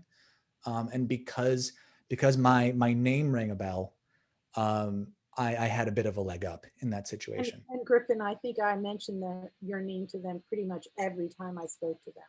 Have you hired Griffin yet? You really should hire Griffin. Just so you know.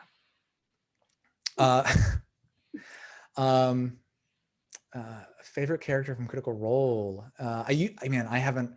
I'm familiar enough so I can answer this. I haven't watched since halfway through season 2 though. I'm like 60 episodes behind. Favorite character is probably not. I think that not is like really layered. I forget her other name now, but yeah, I think that not is really awesome, and Sam Riegel's a hero. How do I stay motivated? I just really love the things that I do. Like, I am really passionate. and again, like, if you're going to be a content creator doing the same thing every single day, you got to be, because otherwise you're just going to like want to stop. And again, if you stop, everybody stops believing in you, and you just vanish from the face of the internet and from the algorithm. So you got to really love it.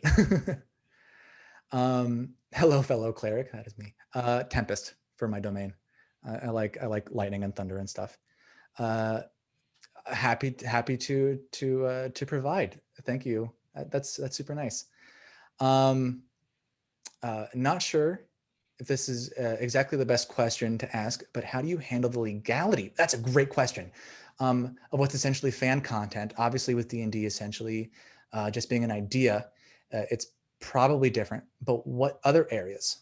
It is not a dumb or inappropriate question. That is a super good question, and something that I had to learn real quick after I was about 2 or 3 months in. So in the back of the PDF, you'll notice that there is a page right after Dandelion. Where you at, buddy? License right here. This is what's called the open gaming license. I can work within the confines of this. There's a section of there's like a, technically what I do isn't D&D. That's why you'll notice that like on the cover, it doesn't say Dungeons and Dragons. It says for 5th edition. Same thing down here. It just says 5e. I am legally not doing anything for Dungeons and Dragons, because Dungeons and Dragons is intellectual property held by Wizards of the Coast. Same for the same reason why there are like certain spells and things that I can't use, or I have to use different names for, because they are technically Wizards of the Coast property. All of the stuff that I can use falls under the system reference document, which is also called the basic rules. If you look on D&D Beyond, same thing. So there is like there's kind of like there's Dungeons and Dragons, and then there's kind of like an abbreviated smaller version called the basic rules, or the SRD, and I can use like all of the mechanics and names and things, and I can reference and talk about everything in this box that they've given me. Now, obviously, I can like expand on it and like extrapolate and do other cool stuff, but I can't name. I can't name like Tensor's floating disk, for example, because Tensor is Wizards property, but I can list floating disk as a thing by comparison. So there is legality there. It's in that document. You can, it's in that license. And I have to include that like on my various like packs of cards and everything too. And you can find the SRD online. Griffin, did you have a lawyer to help you with that, to understand all that? Only kind of. It just so happens that some other really talented and really passionate 5e creators are also lawyers. No kidding! Wow. Yeah. So I got to talk to them, and they were very helpful. I've helped out a lot of other creators just starting out, make sure that they were like not setting themselves up for cease and desists and stuff like that too. Thank you. That was really a great question. How do you figure out what sort of content you display to your community? I primarily enjoy world building, and I am unsure how I would go about it in terms of content creator. I don't know what like, I think it's not so much like what I care about displaying. It's more of like what I want to make, right? So think about what you want to make, which could be if it's world building in general, right? Like, then think about how you want to market your world. Like, do you want to be like a part of one universe? Do you want to be a part of like multiple different kind of like chapters or like different subsections? I know I think that you can link Patreon and I want to say World Anvil, I think. Although there's also Legend Keeper as well, which is an option. I mean, if you're a designer, especially at Kutztown, right? You know, you have a lot of opportunity to think about and kind of hash out how you'd want to design that brand and extrapolate to that business, right? Like how do you want to sell? Why is it worth selling? Why would somebody want to buy this? And then you can work around that. Doesn't 90 hours seem like it would hurt, even if you're working on something you're passionate about? Yeah. It's so exhilarating. Like it's a thrill, especially like there is a bit of a high that you get as you see something that you care about, like a brand, continue to grow. So I think, you know, definitely like on those 90-hour weeks, I would definitely kind of like, I would find an evening to really crash and burn, but it's excessive. I don't recommend it. 90 hours definitely happened, like, especially when I was kind of like leading up for the book too. Honestly, like I think every week, Griffin. I'm sorry. Is that every week that you spend? It was for year one. Yeah. For year one. What about now? Nowadays, I'm probably down to 50 or 60. Yeah. My work week is technically Sunday to Thursday. And then like I'll post like things on Friday, but everything else is scheduled for the rest of the weekend. And that offset, you know, is really helpful. Because that way I get to have like really nice and quiet work days on Sunday, and like everything's already taken care of on Friday when things are nuts. So it works for me. Again, making your own schedule is really important, and just stick to it. There's often a stigma against it, but what's your take on including fan art pieces? Okay, yeah, already answered that. I'm great. What other rings? Thank you. Great questions. These are wooden rings. These are from a yew tree at my parents' house. So it's like got a little piece of home with me. And I also just like wooden rings. This one over here, I wore specifically for this. Thank you for noticing. This is actually from the Dungeon Master's Guide. Like this is based on an official D&D item. Over here. So this ring basically it lets you walk on water. I have to have some ASMR of me turning pages. Here we go. Rings, rings, rings, rings, rings. There it is. And you probably can't see it, but yeah, right there. That's the ring of water walking. I found a maker on Etsy who was making D&D stuff, who has actually since been cease and desisted. But he's actually now making saddlebag stuff. So like some of the jewelry that I made, he's now modeling and getting printed, which is pretty cool. But yeah, so this is a D&D ring. I have a few others too. Do you work with any other mediums besides digital? If so, what would be your favorite? I will do sketches of like some items before I kind of leap into them. Again, kind of like what I was talking about earlier, how I draw on scraps of paper. You can see here, like this is a sword that I did. You can see it on Reddit today. Actually, that's what's that called? That's called Octavius's saber. That's on the subreddit.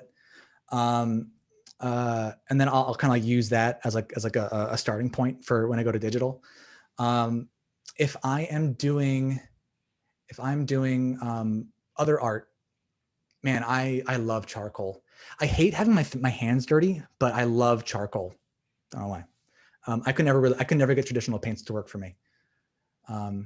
Yeah, I finger paint if I'm going to paint. It's not really impressive. Is creating fan art a proper way to improve and be successful? You know, if your fan art is specifically just for you to either reach an audience or a creator that you really care about or that you admire, I think that's great and for a career move. But otherwise, just making a fan art is great. I mean, it gives you reason to practice on a thing. I mean, you know, if you're going to practice drawing something, it might as well be something that you really want to draw, you know? Like I can't tell you like how many Pokemon and other like, you know, heroes and stuff that I've drawn over the course of my life. And it's just draw stuff that you want to draw. And then, you know, and then if you get really good at it, you can turn it into a career. Yeah, I mean, it's not necessarily better to create original art with original characters. It really depends on what you want to do. You know, like who are you marketing it to? Like the internet is filled with fan art. You know, it is very valuable. It just depends on what your ideal like career or like goal is, you know, that you want to accomplish with that art. Do you create your own one-off campaigns? I don't. I'm a terrible writer. I'm not a terrible writer. I'm just slow. When I was running D&D campaigns, it was mostly it was mostly improv. I had like some loose ideas of like what was going on in like the world, but I didn't have like anything really written down. You have a favorite character class? Cleric. Yeah, that was mentioned a little bit ago. I really like clerics, although paladins too. I'm just a goody two shoes, boring guy. Are you ever inspired by other sources like games, Baldur's Gate, movies or TV? Sometimes I'll get ideas for items based on stuff like that. Yeah, I try really hard not to make it like a direct analog to it because people will call that out immediately. Sometimes it happens accidentally for things that I've never watched. Happens a lot. I mean, like, you know, if artists overlap like that pretty regularly, it's happened. My items are not on D&D Beyond. Specifically because D&D Beyond doesn't have like a plugin or like any kind of way for me to reward my patrons with it. So if I put everything on D&D Beyond, it would start to like really devalue the cool stuff that my patrons get. I have like good friends that work in D&D Beyond, and they're actually kind of like handcuffed by Wizards of the Coast. Yeah, it's a part of fandom, right? And so they're kind of beholden to what Wizards wants to do, and Wizards doesn't really want to make it like a marketplace for somebody like me. But you can add them to D&D Beyond if you want. Just keep them set to private if you would, just for that reason. Before just because otherwise it infringes on patron benefits. Last question. Thank you everybody for hanging around and asking questions. How do you decide what style to use for your work? Like, is it more important to emulate the content you're adding onto, like mimicking the D&D PHB style, or to work within your own unique style? That's a really good question. And I get asked this a couple times, or I have been asked this a few times. I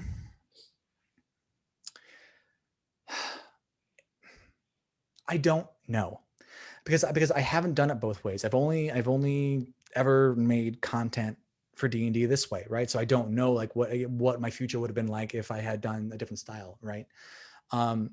There are other content creators out there, you know, other item makers who have made items and things that, you know, are using a different style, and they're able to do it full time too. There are others that do, you know, like maps, for example. You know, maps you can do in all different kinds of ways.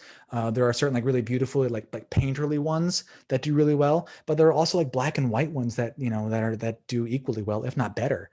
I think quality is quality. You know, if it looks good, regardless of what the style is in, I think that matters more. I had the benefit of starting to illustrate a lot late. And because of that, I never like grew up like practicing or like developing a style that I kind of felt that I kind of got trapped in, which was like a benefit of starting so late, because then I could emulate other brands pretty easily and kind of draw from it and make things that matched their branding. And it just so happened that I really like the D&D aesthetic, and I wanted to emulate it anyway for my own personal betterment. And you know, fortunately, I've kind of been able to just kind of stick with it and keep on doing that. But I've done stuff for Disney and limited stuff for Disney, but also like History Channel and Nat Geo, and they all had like different illustration styles too. It's all beneficial. I think that if you can do different stuff, I think that if you can match the brand, I think that'll probably do better ultimately, unless if you're doing your own separate thing, and then you can do whatever you want. But yeah, if you're making content to match a brand, I would probably lean towards matching the style of the source content. That's my answer. That was a long walk for a short drink of water. But. Well, thank you so much, Griffin. This was really informative and encouraging and inspiring. I hope you get a chance to read the comments in the chat. so many of our alumni and students are here tonight and have been talking about how great your talk was. So we really appreciate it so much. Thank you, everybody. Happy that you came out. Happy to be here. I'd love to be able to spend some time in the auditorium on campus one day. That'd be a lot of fun. Well, I do hope that happens. I think certainly by the time I'm on sabbatical next year, so by the time I'm back from sabbatical, we better have all this stuff behind us and be able to get back to normal life. It would be really wonderful to have you back then. It'd be a pleasure. Can't wait. Thank you so much. Yeah. All right, guys. Well, listen, everybody, you have a good evening, and we will, Griffin, hang out for just a second if you don't mind. Sure, so happily. Give you a proper good night. And the rest of you have a really wonderful evening, and we'll see you around. Thank you so much, Griffin. Have a good night, everybody. Thank Keep you, on adventuring. Griffin. Thank you. Bye. So we'll just wait for a second for everybody to kind of sign out of the space. It went very well, Griffin. Thank you so much. That's so my pleasure. It's so like you know, somebody said it's literally a different what did she say? A different domain or something. And it's you know, yeah, a different realm. One of my students who had to leave early, she said, I have to log off now, but it seems like this went really well. Really great insights on a totally different realm, literally. You know, it's like you're sometimes speaking a whole different language that I just don't understand. And I just think it's because I completely don't get the whole role-playing game thing completely. But it's, you know, it's fascinating, and it certainly has me interested now in something I never was before. I just pictured yeah, I think if you're gonna jump into it, like watching, I think a Critical Role, like some people were mentioning, it's so good. It's a weekly show put on by like world famous voice actors, and top notch people, like players of the game, and they just tell the most compelling stories, with such believable characters. It's a great way to learn about the game, but also just be entertained with just like a genuinely good story. Yeah. It was my intro to D&D, and it's just top notch. Yeah, and I just think of like a bunch of high school kids in a basement getting high, playing Dungeons and Dragons. That's my picture of what it is. So sure, it's really cool to see that that's not at all what it is. And it's interesting, like a couple of students who were you know, chatting while you were talking, and in fact Raven, who asked a question, they Raven said, is in my class at the moment, and they said, you know, I didn't realize that Griffin was KUCD. I use his stuff all the time.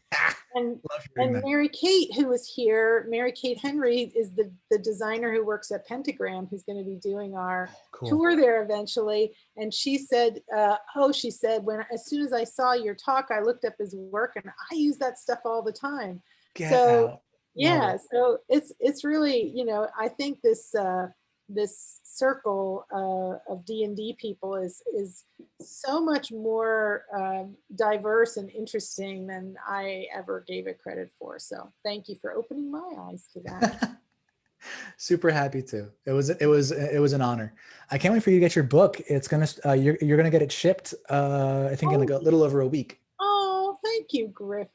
Yeah, it's why I asked you for your address like forever. I know, but I mean, that's really wonderful. And when I get back to school, I'll put it in the showcase so everybody. Oh, fun. Yeah. Thank you so much. Yeah. There's still a couple participants here. I don't know who's still here, but do you guys have questions? Are you hanging out for a purpose? Yeah, maybe they're just AFK. I mean, it's just you and me, honestly. I guess we're two of them. Who else is here? Gwen Dooley. Maybe she fell asleep. I'm just going to let her to talk. Gwen, are you there? That you might have a question? They're muted. I'm not sure if you have the control of that. Okay. Well, if they heard me speaking, they could unmute. Okay. Oh, hi. Hi, Gwen. Did you have a question that you're hanging out? Oh no, I was just listening to everyone else. Okay, good. All right. Well, thanks for coming tonight. Yeah, thanks Thank for coming. you. All right. Well, good night. And Griffin, I look forward post-pandemic to seeing you in person and giving you a big fat thank you hug Yeah. for all of your efforts tonight. It was Oh my really, gosh. really great. Well, like I said, it was truly an honor, and I hope that I helped out some folks and maybe encouraged them to take some leaps. Well, I'm just going to tell you heart to heart, I'm really proud of you. I think, you know, you, nobody else is here now, so it's just the two of us. You know, actually, I can stop recording too before I start gushing on you.